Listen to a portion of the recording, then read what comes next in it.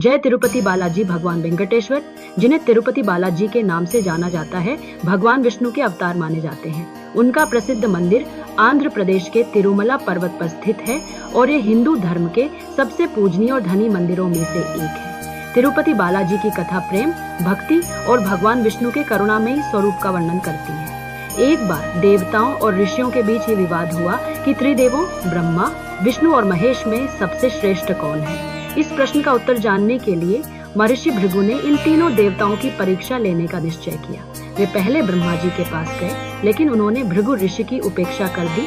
फिर वे भगवान शिव के पास गए, लेकिन शिव जी भी ध्यान में मग्न थे। अंत में वे भगवान विष्णु के पास पहुँचे। विष्णु जी ध्यानस्थ थे और उन्होंने ऋषि भृगु का अभिवादन नहीं किया। इससे क्रोधित होकर ऋषि भृगु ने भगवान विष्णु के सीने पर लात मार दी, लेकिन भगवान विष्णु ने क्रोध नहीं किया, बल्कि उन्होंने ऋषि के पैर पकड़कर कहा, ऐश्वर, आपके पैर में चोट तो नहीं लगी? भगवान विष्णु की सहनशीलता देखकर ऋषि भृगु बहुत प्रभावित हुए और उन्हें त्रिदेवों में सबसे श्रेष्ठ घोषित किया।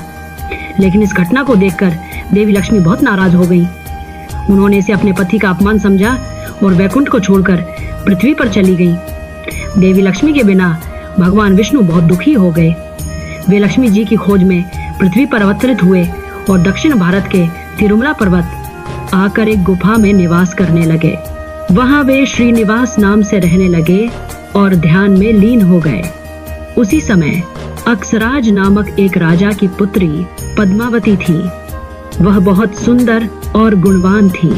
एक दिन पद्मावती जंगल में घूम रही थी, तभी उनकी भेंट श्रीनिवास भगवान विष्णु से हुई। दोनों एक दूसरे को देखकर मोहित हो गए। भगवान विष्णु ने राजा अक्सराज से विवाह का प्रस्ताव रखा। राजा ने इसे स्वीकार कर लिया, लेकिन विवाह के आयोजन के लिए बहुत धन की आवश्यकता थी। भगवान विष्णु ने धन की व्यवस्था करने के लिए कुबेर से ऋण लिया।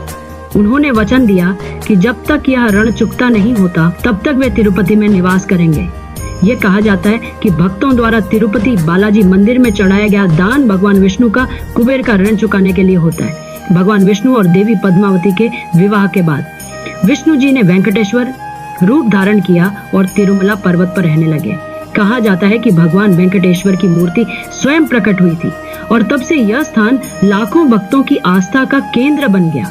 कहा जाता है कि तिरुपति बालाजी की मूर्ति गर्म रहती है और मंदिर के पुजारी जब उसे स्पर्श करते हैं तो उन्हें हल्की गर्माहट महसूस होती है।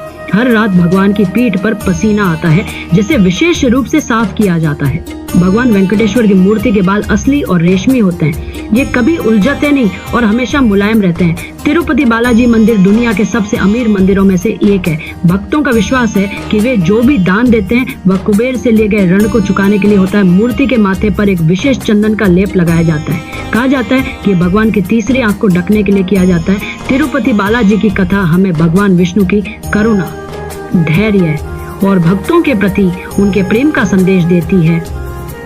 भक्तों का विश्वास है कि जो भी सच्चे मन से तिरुपति बालाजी के दर्शन करता है और उन्हें कुछ अर्पित करता है, उसकी सभी मनोकामनाएं पूरी होती हैं। गोविंदा गोविंदा।